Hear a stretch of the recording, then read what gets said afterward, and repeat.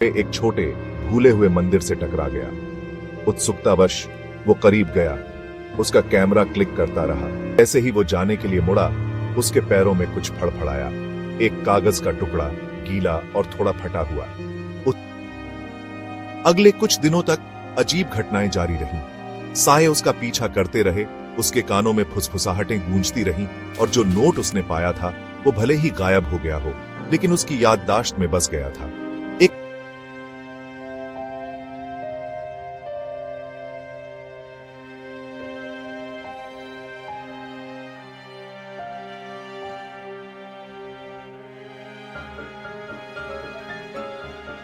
कोलकाता, इतिहास में लिपटा, परंपरा में डूबा और अनजाने की फुसफुसाहटों से भरा शहर। रात अभी नई थी, लेकिन अंधेरा शहर को निगल चुका था। बारिश जोरों से हो रही थी, जैसे डर से घिरे दिल की धड़कन। अर्जुन, एक जवान फोटोग्राफर, शहर के इस उदास माहौल में खोया हुआ था। उसे कोलकाता का असली रूप कैद करना पसंद था, उसके लोग, उसकी आत्मा। लेकिन आज रात शहर अलग लग रहा था, अशुभ। वो उत्तर कोलकाता की भूल भुलैया जैसी गलियों में आगे बढ़ता गया। उसका कैमरा उसके गले में एक सुकून देने वाले वजन की तरह था। हवा में अगरबत्ती की खुशबू और कुछ पुराना और बेचैन करने वाला घुला हुआ था। जैसे ही वो एक पुरानी जीर्ण शीर्ण हवेली के पास से गुजरा, जो सायों में डूबी हुई थी, उसकी रीढ़ में एक ठंडक दौड़ गई। वो इसे समझा नहीं सका, लेकिन उसे लगा जैसे कोई है जो उसे देख रहा है। अपनी रीढ़ में दौड़ रही सिहरन को अनदेखा करते हुए अर्जुन चलता रहा। वो एक कोने में छिपे एक छोटे भूले हुए मंदिर से टकरा गया। उत्सुकतावश वो करीब गया।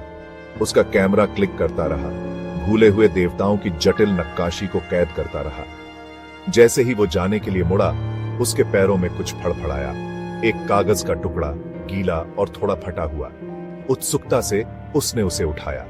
यह एक नोट था, जल्दबाजी में लिखी हुई लिखावट में। शब्द मुश्किल से पढ़े जा सकने वाले। उसकी रीढ़ में सिहरन दौड़ा गए। काली मां, मेरी मदद करो। वो कोशिश कर रहे हैं। अचानक हवा का एक झोंका गली से गुजरा, पास के दीपक को बुझाकर उसे अंधेरे में धकेल दिया। जब हवा थमी और अर्जुन की आंखें अंधेरे में ढल गईं, तो नोट गायब था। उसने अपने दिल पर एक ठंडा हाथ महसूस किया। यह कोई आम रात नहीं थी। बेचैन लेकिन अजीब तरह से उत्सुक, अर्जुन ने पास के एक चाय के स्टॉल में शरण ली।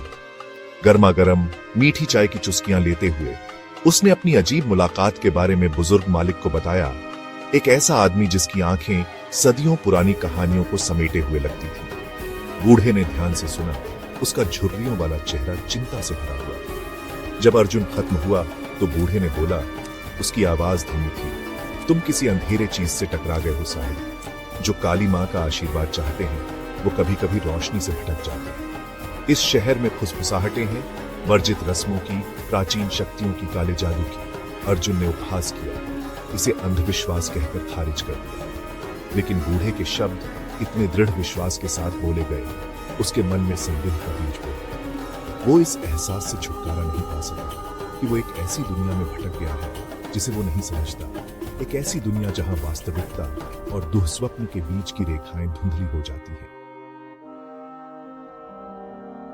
अगले कुछ दिनों तक अजीब घटनाएं जारी रहीं। साए उसका पीछा करते रहे, उसके कानों में फुसफुसाहटें गूंजती रहीं, और जो नोट उसने पाया था वो भले ही गायब हो गया हो, लेकिन उसकी याददाश्त में बस गया था। एक अकथनीय शक्ति से प्रेरित होकर अर्जुन खुद को उस जीर्ण शीर्ण हवेली की ओर खींचता हुआ पाया, जिसे उसने उस रात देखा था। जैसे ही वो हवेली के पास पहुंचा, सायों से एक आकृति निकली, लंबा, शरीर पर राख लगी हुई और जटायु पीठ तक लटकी हुई। उस आदमी में शक्ति का आभा मंडल था, भयानक और आकर्षक दोनों। वो एक अघोरी था, वाम मार्ग का अनुयायी, काली विद्या का स्वामी। अघोरी ने अर्जुन को देखा। उसकी आंखें उसकी आत्मा में छेद कर रही थी। तुम जवाब ढूंढ रहे हो, उसने कर्कश आवाज में कहा। उसकी आवाज पत्थर पर बजरी की तरह थी। अर्जुन, हालांकि डरा हुआ था, खुद को सिर हिलाते हुए पाया। उसके बहुत सारे सवाल थे। नोट किसने लिखा था? उसके साथ क्या हो रहा था?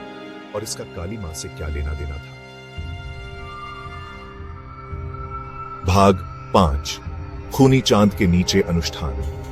अर्जुन की बेबसी को भांपते हुए अघोरी जो जानता था उसे बताने के लिए तैयार हो गया। वो अर्जुन को हवेली के चरमराते दरवाजों से होते हुए उस अंधेरे के केंद्र में ले गया जो वहां जड़ जमा चुका था। हवेली एक ऐसी जगह थी जिसे समय भूल गया था। इसकी दीवारें भव्यता और क्षय की कहानियां सौगसा रही थीं। उसने एक शक्तिशाली व्यापारी के बारे में बताया जो लालच से पागल हो गया था, जो अपनी स्वार्थी इच्छाओं के लिए काली मां की शक्ति का शोषण करना चाहता था।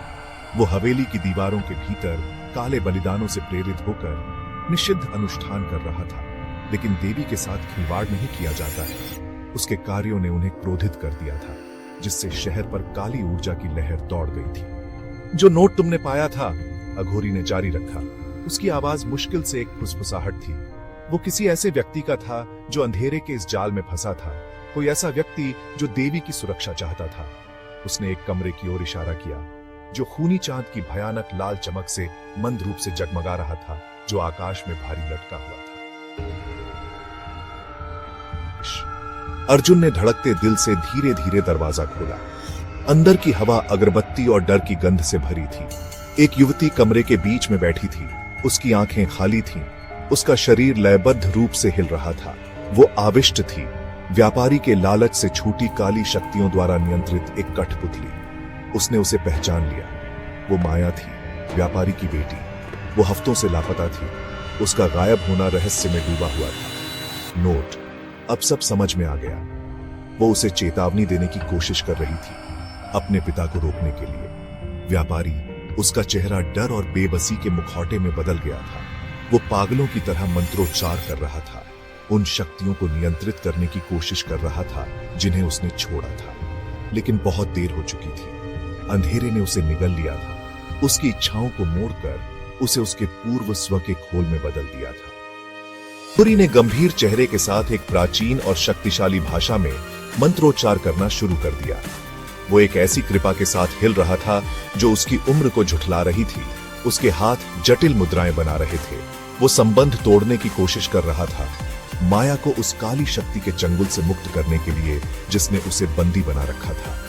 अर्जुन मदद करने के लिए बेताब पीछे हटते हुए एक जलते हुए तेल के दीपक पर गिर पड़ा। आग की लपटें भड़क उठी, जिससे भयानक साए दीवारों पर नाचने लगे। व्यापारी, उसकी आंखें गुस्से से जल रही थीं, अर्जुन की ओर मुड़ा। तुम बीच में आने की हिम्मत करते हो? वो दहाड़ा। उसकी आवाज कर्कश, अमानवीय थी। उसके चारों ओर का अंधेरा उमड़ पड़ा। अर्जुन की ओर घूमता हुआ उसे निगलने की धमकी दे रहा था। वो अपने सिर के ऊपर था, एक ऐसे खेल में मोहरा जिसे वो नहीं समझता था। घोरी, उसका मंत्र एक बुखार की पिच पर पहुंच रहा था। उसने अपना हाथ बाहर निकाल दिया। उसकी उंगलियों से ऊर्जा का एक उछाल निकला। अंधेरा पीछे हट गया, पल भर के लिए स्तब्ध। अभी! वो चिल्लाया। उसकी आवाज तनावपूर्ण थी। तुम्हें अंधेरे का सामना करना होगा। तुम्हें उसे रोशनी दिखानी होगी। अर्जुन, डर को दृढ़ संकल्प के रूप में बदलते हुए, अपना कैमरा पकड़ लिया। कैमरा उसकी ढाल, अज्ञात के खिलाफ उसका हथियार। उसने उसे उठाया, माया की आंखों पर लेंस को इंगित करते हुए उसकी आत्मा की खिड़की। वो क्लिक करने लगा। शटर का हर क्लिक अवज्ञा की एक चिंगारी, अंधेरे के लिए एक चुनौती। वो उसके सार को कैद कर रहा था, उसकी मानवता को संरक्षित कर रहा था, अंधेरे को याद दिला रहा था कि वो सिर्फ एक बर्तन से कहीं अधिक थी। वो एक आत्मा थी जो बचाने लायक थी। कमरा प्रकाश की एक अंधाधुंध चमक से भर गया। अंधेरा चीखा, अप्रत्याशित हमले से पीछे हट गया। अघोरी अवसर को भुनाते हुए अपना मंत्र पूरा किया। उसके शरीर से ऊर्जा की एक लहर फूट पड़ी, जिसने कमरे को अपनी चपेट में ले लिया। जब प्रकाश कम हुआ और धूल जम गई, तो व्यापारी बेहोश होकर जमीन पर पड़ा था। उसका चेहरा बेरंग था। माया कब्जे से मुक्त होकर अर्जुन की बाहों में गिर गई। उसकी आंखें भ्रम और राहत से भरी हुई थी। हवेली में व्याप्त काली ऊर्जा चली गई थी, जिसकी जगह एक भयानक सन्नाटा छा गया था। जैसे ही भोर की पहली किरणें दीवारों की दरारों से निकली, अर्जुन और अघोरी माया के साथ हवेली से भाग निकले। उसने अंधेरे का सामना किया था और विजयी होकर उभरा था, या उसे ऐसा ही लग रहा था। जैसे ही वो भीड़ भाड़ वाली कोलकाता की गलियों में गुम हो गए, वो इस एहसास से छुटकारा नहीं पा सका कि उसने सिर्फ एक बहुत ही काले हिमखंड की नोक को देखा है। शहर में कई रहस्य थे और कुछ उसने महसूस किया, अछूते रहना ही बेहतर था।